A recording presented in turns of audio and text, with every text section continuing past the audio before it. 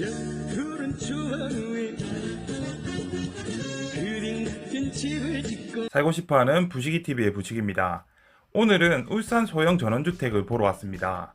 현실 가능한 금액대의 작은 평형대 전원주택 리모델링 현장인데 리바스하우스 이종환 대표님이 공사 다 끝났다고 해서 열심히 달려왔습니다. 마을의 입지나 설명은 이전 영상에 있으니 참고하면 됩니다만 이전 영상을 안 보신 분들을 위해 이전 영상을 조금씩 첨부해드리도록 할게요. 그럼 얼마나 그림같이 바뀌었는지 한번 살펴보도록 하겠습니다. 제 영상을 꾸준히 보신 분들은 아시겠지만 제가 아파트보다 단독주택, 전원주택을 워낙 좋아해서 대수선을 하기 전에 집도 노후가 됐지만 참 마음에 들었는데 리모델링 하고 나서 참 기대가 됐는데 집을 보니까 그레이로 해서 클라이언트 분의 성향과 좋아하는 니즈가 반영이 된 것 같더라고요. 참고로 저도 그레이를 좋아라 합니다. 일단 눈에 들어오는 게 이전에는 없었던 주차장이 생겼습니다. 사실 눈치껏 이 도로에 주차를 하면 되는데 그래도 내 집에 주차장이 있는 거랑 없는 거랑 천지 차이잖아요. 이 집 컨셉에 딱 충실하게 그레이로 벽돌을 쌓아 올려서 주차장을 만들었고 주차장에서 집으로 들어가는 문도 설치가 되어 있습니다. 이상할 수도 있지만 저는 삭막하게 막힌 대문과 담장보다는 이런 하프 담장이랑 대문이 좋더라고요. 물론 이 담장도 다 새로 집 경계 부분에 맞춰서 쌓아 올린 겁니다. 이번 소형 전원주택 현장에서도 이런저런 이야기를 많이 들었는데 주택의 리모델링이나 인테리어 공사는 아파트 현장보다는 훨씬 힘들다고 들었습니다. 아파트야 사실 어느 정도 정해진 틀이 존재하고 어느 정도 다른 업체 시공해 놓은 거 참고가 가능한데 주택 같은 경우는 워낙 변수가 많아서 시공을 많이 해본 업체가 아니라고 하면 잘 안 한다고 하더라고요. 제가 리바스하우스 이종환 대표님을 워낙에 잘 압니다. 20년 짬바에서 나오는 바이브가 있는 대표님이라서 주택 인테리어 리모델링은 워낙 잘하는 거 제가 확실하게 알고 있습니다. 다시 집에 대해서 이야기를 해보면 원래 입주민께서는 데크를 철거할 생각이었는데 데크 상태도 워낙 좋고 해서 보강만 하기로 했습니다. 그리고 데크 위에 인조잔디가 깔렸는데 현재 정원이 공사 때문에 파헤쳐 있어서 사우디아라비아 같지만 잔디를 깔 거라고 하시더라고요. 하지만 아무리 잔디를 깐다고 해도 사계절이 다 푸를 수는 없어서 인조잔디를 깔아서 빗물도 잘 흐르게 하고 잔디가 푸르면 같이 푸르게 잔디가 노랗게 색이 바라는 계절에는 데크라도 푸르게 하기 위해서 인조잔디를 택했다고 하시더라고요. 이런 것도 당연히 입주민이랑 대표님이랑 소통하여서 진행했다고 하네요. 제 눈에는 잘한 것 같아요. 이 집은 햇살이 워낙 많이 드는 집이라서 지붕의 연장선으로 캐노피를 설치했습니다. 이것도 최초에 없던 걸로 알고 있는데 공사를 진행하면서 커뮤니케이션을 통해 추가하신 걸로 알고 있어요. 현관의 모습입니다. 당연히 현관도 그레이로 색감을 맞춰서 교체를 했고요. 바닥은 화이트지만 적당히 그레이가 들어간 마블 느낌이라서 기본 베이스인 그레이 색상의 기조를 맞췄습니다. 3연동 슬라이딩 도어 그리고 오른쪽 편에는 전신 거울이 달려있는 신발장의 모습을 볼 수 있어요. 중문을 열고 들어가면 왼쪽부터 작은 방, 화장실, 주방, 안방, 거실 구조의 집입니다. 거실을 보시면 특별히 구조를 바뀌거나 그렇진 않았습니다. 채광이 워낙 좋은 집이라서 특별히 안 바꾸는 게 이득이라 생각했다 하더라고요. 다만 너무 날리게는 보이지 말자가 입주민의 생각이었고 입주민님께서 워낙에 그레이를 좋아하시는 부분을 반영을 잘했다 생각이 들었어요. 바닥에는 타일 같은 느낌을 주는 장판으로 거실 포함 모든 방에 깔렸고요. 특이점은 채광이 워낙 많이 들어오는 집이라 굳이 화이트가 아닌 그레이로 포인트를 둔 게 신의 한 수라 생각이 들었습니다. 너무 힘을 주진 않은 것 같은데 세련되고 이상하게 완전 세련된 것 같은데 10년이 지나도 질리지 않는 느낌입니다. 질리지 않는 느낌. 이게 제일 체크 포인트인 것 같아요. 냉장고는 입주민께서 오브제를 구매하셨는데 재원을 받아서 키높이장을 제작했네요. 이런 주택 같은 경우에는 제작 가구를 만드는 게 보통이라고 생각하시면 됩니다. 그 다음으로 조명을 볼 거예요. 조명은 라인 조명으로 거실 4군데 모두를 비추게 하였는데 조도가 어두운 걸 별로 안 좋아하셔서 라인 조명으로 거실 끝면을 비추고 매립등으로 센터를 비출 수 있게끔 했습니다. 당연히 각개 스위치가 있어서 매립등이나 라인 조명이 각개 점등이 될 수 있게끔 했습니다. 제작 가구가 들어간 모던한 주방을 보도록 하겠습니다.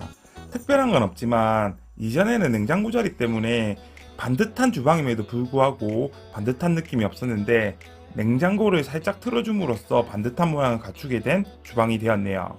그리고 너무 깊지 않은 수납장을 설치해서 조금 부족한 수납 공간을 확보한 모습입니다. 주방의 구조를 디귿자 모양으로 해서 실용성도 높인 거 상당히 좋다고 보이고요.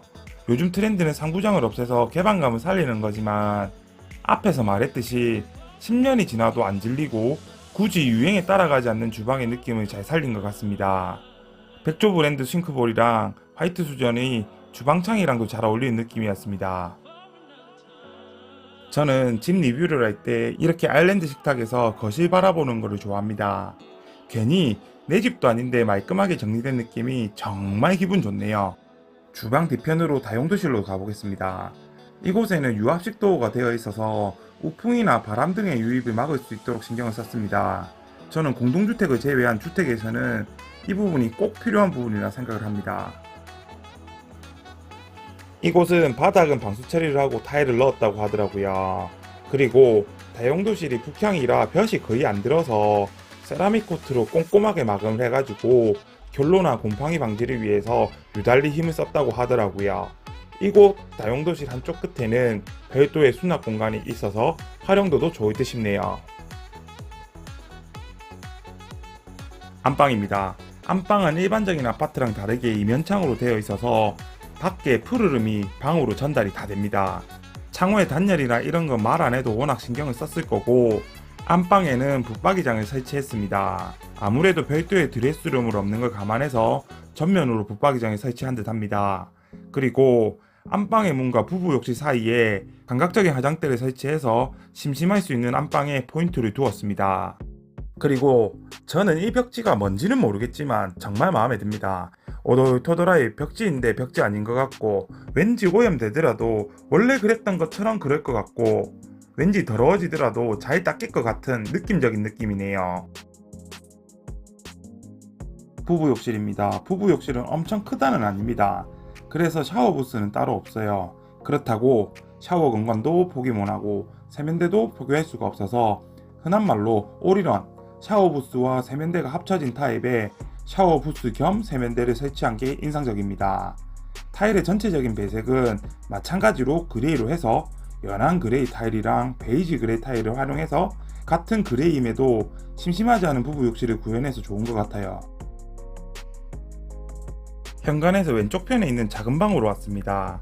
안방은 동쪽, 작은 방은 서쪽, 거실은 남쪽을 바라보고 있기 때문에 어라운드로 해서 하루 종일 일조가 좋은 게 이 집의 최고의 장점입니다. 지금 들어오는 세대가 아이가 있는 세대가 아니기 때문에 이 방은 전체적으로 짐이나 옷을 놔두는 방으로 활용될 거라서 붙박이장 외에도 창문 높이에 맞춰서 수납을 짰고 그 위로는 꽃 같은 것을 놓아서 디자인을 살릴 수 있도록 했습니다. 베이지 그레이색 바닥 타일이 돋보이는 공용 화장실입니다.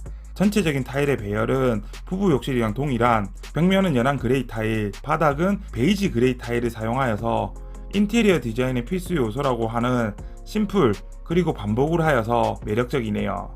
이전에는 부부 욕실에 욕조가 있었는데 현재는 공용 화장실에 욕조가 있습니다. 전체적인 구조나 마감은 깔끔하게 잘 되어 있고 포인트 타일을 하지 않아서 추후에 지겹지는 않을 것 같습니다. 그리고 저는 이런 무광 느낌의 수전들이 너무 고급스러운 것 같아서 좋았습니다. 사모님 축하드립니다. 네, 감사합니다. 고생 하셔가지고 드디어 입주를 하네요. 네네, 드디어 입주입니다. 소감이 어떠십니까? 너무 좋죠. 너무 만족스럽고 사장님을 너무 믿고 따라가지고 너무 결과 좋아서 너무 좋아요. 제가 너무 그레이만 고집을 좀 했었는데 톤을 또 잘 잡아주셔가지고 너무 만족하고 있어요. 사실 앞전 영상에서 제가 히스토리를 담고 싶었는데 정말 재밌게 말씀해주신 제가 못 담았거든요. 저는 이게 울산에 계시면서 부산 업체 부르는 것도 되게 신기하다고 생각을 해요. 그래요. 아.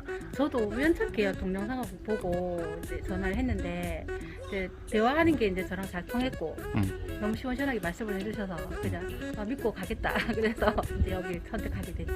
사실 제가 봤을 때는 인테리어 한다는 게 솔직히 사는 것보다 더 어려운 일일 수도 있어. 진짜 힘들었어요. 다시 팔까도 생각했었어요. 잉크도 안 말랐는데 다시 팔아야 되나 그런 생각도 했었어요. 저는 그래서 더 어려운 일인데 이 하는 업자랑 커뮤니케이션이 제일 잘 된다고 생각하거든요. 사모님도 거의 매일같이 여기 오셨고 네. 여기 이종환 대표님도 매일같이 네, 오셨잖아요. 오셨는데 저는 그냥 거의 사장님한테 맡기다시피 믿고 사실 네. 그 인테리어 업자들이 현장에 아무리 많아도 저 생각은 그래요. 감리하는 겸 해가지고 책임자가 무조건 그 현장에 하루에 한 번은 들러야 된다고 생각하거든요. 네네. 근데 그런 부분에 대해서도 만족을 했으실 그러니까 거고. 통화를 제가 자주 드렸는데도 항상 짜증내는 거 없이 항상 좋게 받아주셔갖고 또 감사하고 뭐 그 인연이 돼가지고 제가 또 이렇게 영상을 찍게 돼가지고 정말 저도 이쁜 집 봐서 좋고요. 그쵸. 네, 제가 생각했던 거 이상으로 집이 잘 나온 것 같아가지고. 그쵸. 집이 처음에 너무 작고 부엌도 참 좁아가지고 되게 걱정을 많이 했는데 큰 30평대 같은 그런 큰 집이 된 것 같아서 너무 만족스러워요. 그렇죠. 이렇게 인터뷰 응해주셔서 감사드리고요. 네. 내일 짐 들어오니까 내일부터 행복하게 사시면 됩니다. 네, 감사합니다. 네, 진짜로 고생 많으셨어요. 아니에요. 저는 만족해서 네. 너무 좋아요. 고생한 만큼 또 좋은 결과가 있어가지고 너무 좋아요. 다행입니다.